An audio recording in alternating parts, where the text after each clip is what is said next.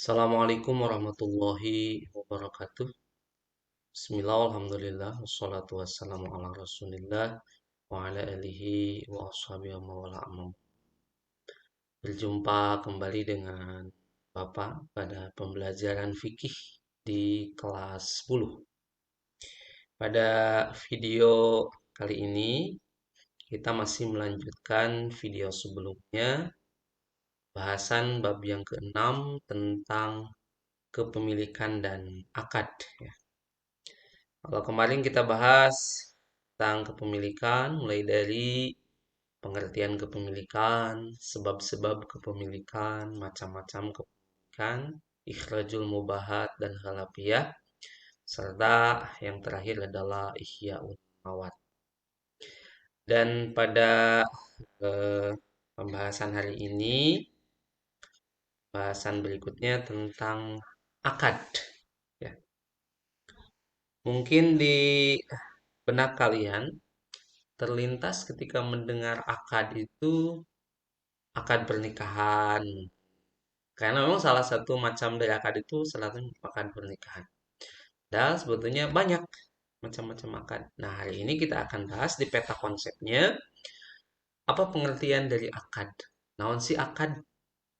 Apa itu akad secara bahasa dan istilah syariat? Kemudian apa hukumnya?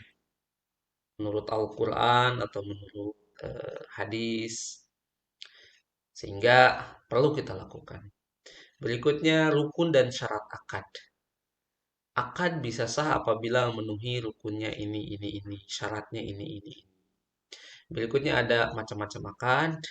Apa saja sih akad itu yang terjadi dalam hal apa saja. Yang terakhir, apa sih hikmah disyariatkannya akad. Itu mungkin kira-kira peta konsep yang akan kita bahas dalam akad ini. Baik, tanpa berlama-lama kita bahas tentang pengertian dan dasar hukum akad atau hukumnya apa. Yang pertama pengertian akad. Di buku paket ini ya memang tidak begitu panjang. Justru kalau Bapak lihat di LKS ini lumayan agak panjang tentang pembahasan akad ini. Ya.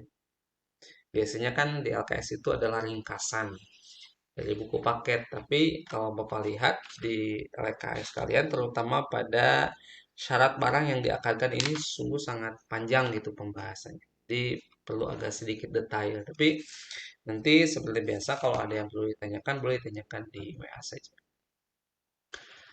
Oke, di slide yang sudah Bapak siapkan tentang pengertian akad, seperti biasa ada pengertian secara luguh atau bahasa dan secara istilah syariat.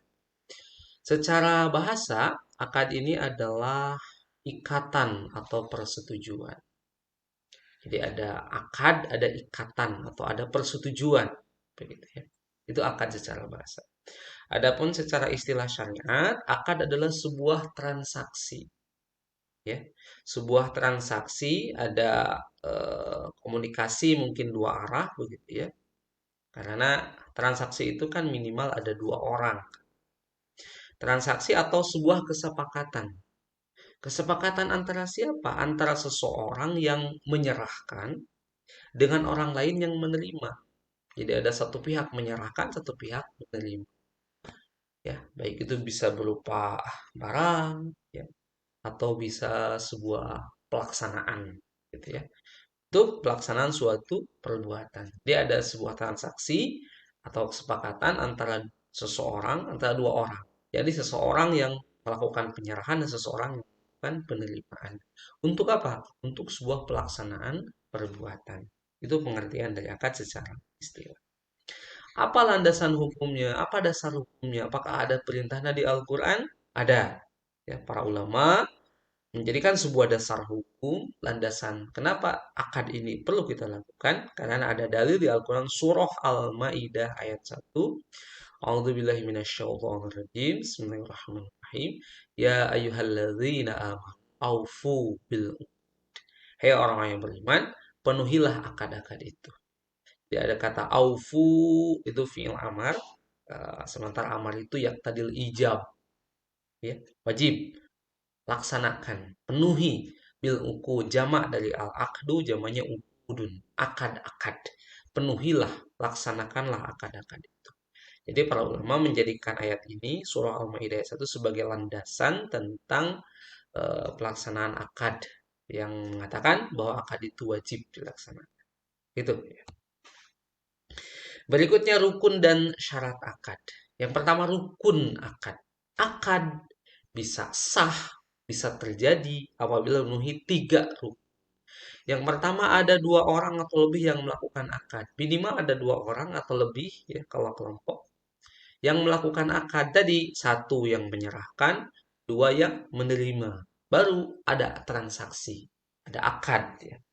Jadi kalau di LKS kalian ini dari pengertiannya kan ada sebuah mekanisme tertentu ya sehingga eh, perbuatan itu sah dikatakan. Sama dasar hukumnya firman Allah surah Al-Maidah ayat 1. Kemudian yang kedua adalah sigot atau kalimat. Ada ijab dan kobul. Ada menyerahkan, ada menerima. Ya. Ada menyerahkan, ada yang menyerahkan yang ijab, menerima yang kobul. Itu kan kobul itu menerima. Ijab mengutarakan. Apa sih maksudnya? Kemudian yang ketiga adalah ma'qud dari sesuatu yang diakadkan. Naon diakadkan ya, apakah barang atau misalkan sebuah ikatan pernikahan, misalkan bisa seperti itu. Jadi ada 3 rukunnya. Akad bisa terjadi apabila ada 3 rukun. Berikutnya syaratnya. Akad bisa sah apabila memenuhi syarat-syarat berikutnya. Ada 3. Yang pertama syarat yang bertransaksi itu atau orangnya harus berakal dan balik. Artinya kalau ada orang gila melakukan akad maka itu dia tidak sah. Nah, jadi akad bisa sah apabila yang melakukan transaksinya itu sama-sama berakal. Baik yang menyerahkan yang menerima berakal. Misalkan kalau akad pernikahan, baik si walinya atau orang tua perempuan serta pengantin laki-laki itu sama-sama berakal, yang kedua sama-sama balik. Maka tidak sah kalau akad dilakukan oleh anak kecil yang belum balik. Berikutnya yang kedua, syarat barang yang diakadkan, barang yang diakadkan itu pertama harus bersih. Tidak boleh najis, misalkan. Saya jual kotoran kambing ini, gak bisa. Harus bersih, harus suci. Bermanfaat, harus ada manfaatnya. Misalkan saya jual eh, apa ya yang tidak bermanfaat, gak bisa, harus yang bermanfaat. Kemudian milik yang melakukan akad, yakni orang yang mengijabkan. Jadi milik dia, bukan misalkan saya jual motor itu, udah milik batur, gak bisa, harus milik yang melakukan akad. Kemudian yang berikutnya diketahui keberadaannya, ayah di mana barang tersebut, kelihatan jelas ada, begitu ya barangnya. Yang terakhir, syarat sigot atau kalimat yang diucapkan. Syarat sigot atau kalimat yang diucapkan itu dilakukan dalam satu majelis. Nah, ini memang nanti kita bahas lebih panjang tentang satu majelis ini. Jadi, harus ada dalam satu tempat. Ya mungkin kondisinya tidak tergambarkan seperti sekarang, misalkan ada telepon, jadi ada video call yang meskipun tidak satu majelis, misalkan bisa terlaksana. Ya. Karena kemarin kan di masa pandemi ini misalkan ada akad pernikahan yang jauh jaraknya tetapi menggunakan virtual Zoom misalkan. Jadi yang mengakadkan antara orang tua perempuan atau walinya dengan laki-lakinya terpisah karena misalkan perempuannya terkonfirmasi misalkan virus corona. Nanti kita bahas berikut. Kemudian bersambung. Nah, ini yang sering dibahas dalam pernikahan misalkan kata orang tua perempuan teh saya nikahkan kamu dengan anak saya dengan mahar ini, kontan. Saya terima. Nah, itu harus bersambung katanya demikian. Ada itisol. Nah, saya terima. Saya nikahkan, saya terima. Jadi ada kalimat yang bersambung. Itu syarat sigotnya demikian katanya.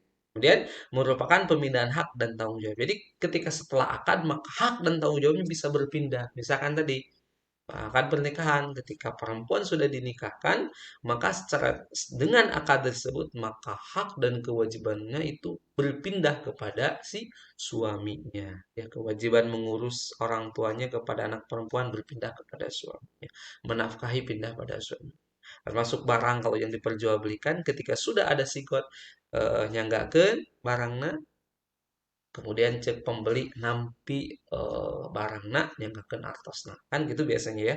Kalau akad kalimatnya misalkan ketika jual beli, saya serahkan barangnya, saya terima uangnya, kata pembeli saya terima barangnya, saya serahkan uang. Maka ketika sudah ada serah terima itu, kalimat itu sigot itu, maka hak dan tanggung jawab itu akan berpindah, baik barang ataupun suatu seperti akad pernikahan tadi, misalkan tanggung jawabnya bisa berbeda. Selanjutnya, macam-macam akad. Kalau di buku paket ini, akad itu ya ada 5. Yang pertama adalah akad lisan. Ini akad. Ada kata-kata dari lidah kita. Semacam tadi, saya serahkan, saya terima. Itu kan lisan. Ya. Saya serahkan barangnya, kemudian oke, saya terima barang.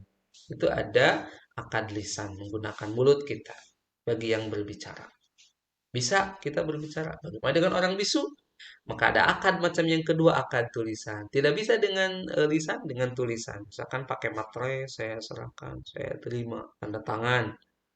Gitu ya. Apalagi kalau misalkan menggabungkan antara akad lisan dengan tulisan itu lebih afdol lagi. Misalkan jual beli tanah. Nah, itu kan perlu beda dengan jual beli di warung lah yang barang-barang kecil. Kalau jual beli ini misalkan yang mahal, termasuk misalkan jual beli rumah, jual beli tanah, misalkan selain akad lisan, saya serahkan rumahnya, saya jual rumahnya kepada Anda, oke saya terima, misalkan dengan menggunakan kunci ya sebagai simboliknya, misalkan. Ada tulisannya, misalnya hari ini menjual rumah pada ini, yang kedua gini-gini, tanda tangan, ya pertama tanda tangan, si pertama, maka itu akan tulisan, misalkan di atas mata. Bisa juga orang yang tidak bisa bicara, tidak bisa dengan mulut, tulisan. Itu yang kedua. Yang ketiga adalah akad perantara utusan. Jadi orang yang melakukan akadnya mengutus perwakilan. Misalkan saya tidak bisa akad hari ini, saya utus kepada perwakilan saya, keluarga saya, atau kuasa hukum saya, atau pengacara saya untuk melakukan akad. Silakan. Itu bisa. Yang keempat akad isyarat. Nah ini juga sama ya, misalkan orang yang tadi tidak bisa bicara, misalkan akadnya dengan isyarat. Nah isyarat ngicep, nah ungklek, misalkan iya, kalau tidak gugodeg kan seperti itu. Itu akad isyarat. Jadi orang yang bisu misalkan bisa akad dengan melakukan isyarat. Dan yang terakhir adalah akad taati. Nah ini macam mode yang sering sering kita lakukan termasuk kalian. Kalian sering jual beli barang dengan menggunakan akad taati. Bapak yakin kamu beli bala-bala ke warung, bi besar bala-bala, mangga, belikan uangnya nyenak bala-bala, selesai. Nah, di dalam hati kalian masing-masing, baik kalian sebagai pembeli ataupun penjual itu sudah ada kerelaan. Jadi sudah menjadi sebuah kebiasaan di kita kalau jual beli barang misalkan di warung tanpa misalkan menggunakan akad jangankan barang sampai artos. Nah, itu sudah ada akad hati, sudah ada akad saling merelakan, ada ridho. Tidak terucap pun sebetulnya dalam hati itu sudah. Jadi sudah ada yang mengkategorikan akad seperti itu sebagai akad yang kelima, akad taati. Ya tetap paling afdolnya yang pertama, yang A, urutan ini yang paling utama adalah akad lisan. Jadi lebih baik memang dilisankan, diucapkan. Tapi yang kelima pun atau ya akad taati pun ini diakomodir ataupun diakui sah. Demikian. Berikutnya, apa sih hikmah akad? Dengan terjadinya akad, maka yang pertama bisa munculnya pertanggungjawaban moral dan material. Jadi ada tanggung jawab secara moral dan material dengan. Kemudian ada timbulnya rasa ketentraman dan kepuasan yang kedua belah. Kalau sudah akad mah tenang, serah terima, tenang hati saya akan ke nampi sah selesai misalkan. Akad jual belinya baik di mata hukum negara atau agama. Berikutnya yang ketiga bisa terhindarnya perselisihan dari kedua belah pihak karena sudah akad, kamu misalkan yang sesalama ke nampi saya nikahkan kamu dengan anak saya terima. Jadi ada terhindarnya perselisihan yang kedua. Berikutnya terhindar dari pemilikan harta secara tidak sah. Jadi kalau sudah akad, misalkan, ketika jual beli atau hibah, hadiah, wakaf dan sebagainya, kalau sudah akad saya hibahkan, saya terima. Wah, jadi ya, terhindar dari pemilikan harta yang tidak sah. Berikutnya, status kepemilikan terhadap harta itu menjadi jelas. Dengan adanya akad, maka status kepemilikan terhadap harta itu bisa menjadi jelas. Demikian yang bisa Bapak sampaikan dalam pembahasan mengenai akad, mulai dari pengertian, kemudian syarat dan rukun, hukumnya, termasuk hikmahnya. Ya, untuk lebih jelasnya bisa kalian pelajari baik di buku kalian, ya di LKS kalian atau paket, bisa searching juga, ya sesuai dengan KMA 153. Nah, apabila ada yang belum difahami, boleh ditanyakan di WA ya, baik di grup ataupun secara aja. Persilahkan. Mudah-mudahan ada manfaatnya, benar dari Allah, yang salah dari kebodohan saya. Mudah-mudahan di lain waktu, di lain kesempatan bisa berjumpa lagi, dan saya doakan kalian semua, kita semua tetap sehat, patuhi protokol kesehatan kalau keluar rumah, tetap memakai masker dan menjaga jarak serta senantiasa mencuci tangan. Allahul muwaffiq ila aqwamit thoriq, billahi taufiq wal hidayah. Assalamualaikum warahmatullahi wabarakatuh.